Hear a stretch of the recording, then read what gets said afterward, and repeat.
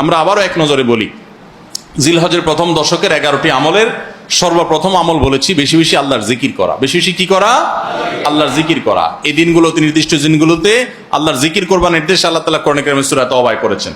দ্বিতীয় আমল বলেছি বেশি বেশি নেক আমল করা, কারণ এই দশকের নেক আমল আল্লাহর কাছে অন্য যে কোনো সময়ের নেক আমল ভালো কাজের চাইতে বেশি প্রিয়।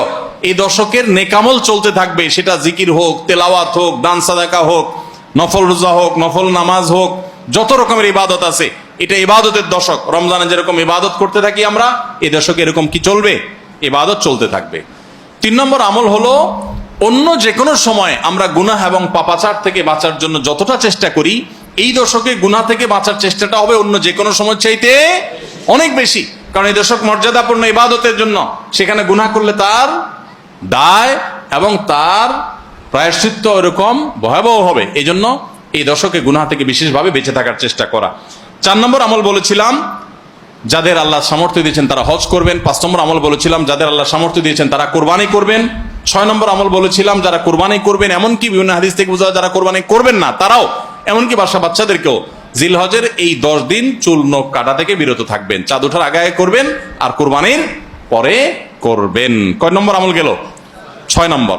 7 নম্বর আমল হলো সাধারণভাবে এই 10 দিন রাত দিন যত বেশি পারেন উচ্চস্বরে সরবে তাকবীর পাঠ করতে থাকবেন। আল্লাহু আকবার, আল্লাহু আকবার, লা ইলাহা ইল্লাল্লাহ, আল্লাহু আকবার, আল্লাহু আকবার, ওয়ালিল্লাহিল হামদ। কোন হাদিসে 3 বার তাকবীর আসছে শুরুতে, আল্লাহু আকবার, আল্লাহু আকবার, আল্লাহু আকবার, লা ইলাহা ইল্লাল্লাহ, আল্লাহু আকবার, আল্লাহু আকবার, আল্লাহু আকবার, ওয়ালিল্লাহিল হামদ। আর 8 নম্বর আমল হলো এই তাকবীরটাই বিশেষ সময়ে, বিশেষ দিনে, বিশেষ সময়ে পড়া। সেটা কিভাবে? জিলহজ মাসের 9 তারিখ ফজরের পর থেকে নিয়ে জিলহজের 13 তারিখ আসরের নামাজ পর্যন্ত প্রত্যেক নামাজের পরে নারী পুরুষ সবাই এই তাকবীর নামাজের পরে একবার করে পাঠ করা। এটা হলো বিশেষ সময়, তাকবীরে মুকাইয়াদ বলা হয় এটাকে, স্পেশাল। এটা 8 নম্বর আমল। 9 নম্বর আমল হলো জিলহজের 1 থেকে 9 তারিখ পর্যন্ত এই সব দিনগুলোতে নফল রোজা রাখা মুস্তাহাব। 10 নম্বর আমল হলো জিলহজের 9 তারিখ আরাফার দিনে রোজা রাখা আলাদা স্পেশাল সওয়াবের কাজ। 1 বছর আগের এবং 1 বছর অগ্রিম পরের গুনাহ মাফ আল্লাহ তাআলা করে দেন, অর্থাৎ সগীরা ছোট গুনাহ আল্লাহ তাআলা মাফ করে দেন। বড় গুনাহ থেকে তওবা করলে সেগুলো মাফ পাওয়া যাবে। আর 11 নম্বর আমল হলো যে ঈদের দিনে যত সুন্নাহ আছে সব সুন্নাহগুলো সঠিকভাবে পালন করব। আল্লাহ রাব্বুল আলামিন আমাদের সবাইকে জিলহজের এই 10 দিনের ফজিলত এবং মর্যাদা প্রতি মুহূর্তে স্মরণ করার তৌফিক দান করুন। এই দশক যে মর্যাদার দশক যায়, ফজিলতের দশক যায়, ইবাদতের দশক যায়, জিকিরের দশক যায়, তাকবীরের দশক যায়, নফল রোজার দশক যায়, ধারণাই নাই আমাদের, মনেই থাকে না। অনেক মানুষ আছে জিজ্ঞেস করলে ভাই তার হাবভাব দেখলে রুটিনের ভিতরে কোনো পরিবর্তন নাই। অন্য সময় ফজরে গাফলতি, এই দশকেও গাফলতি। আরে ভাই রমজান মাসে তো মানুষ বেনামাজিও নামাজ পড়ে, মাশাআল্লাহ, ঠিক না ভাই? ঠিক।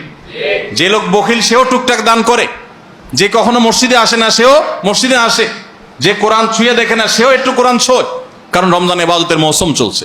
তাহলে জিলহজের প্রথম দশকে এরকম ইবাদতের ছিটাফোঁটা, ইবাদতের কোনো আবহ, ইবাদতের কোনো পরিবেশ, ইবাদতের কোনো আলামত, এর কোনো আপনার চিহ্ন আমাদের সমাজে, আমাদের পরিবারগুলোতে দেখা যায় না।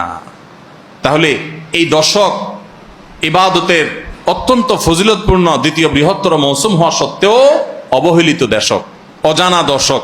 এই আমলগুলো হারিয়ে যাচ্ছে সমাজ থেকে। এগুলোকে জিন্দা করবো তো ইনশাআল্লাহ। আমরা সবাই এক একজন যার যার দায়িত্বে কমপক্ষে 5 জন মানুষকে আমরা সচেতন করবো ইনশাআল্লাহ। ঠিক আছে তো ইনশাআল্লাহ ভাই? এই বিষয়গুলো আমরা অন্যদের মাঝে শেয়ার করব। আমরা আমাদের ফাউন্ডেশন থেকে যে লিফলেট করেছি আপনারা নিজের উদ্যোগেও করে নিতে পারেন।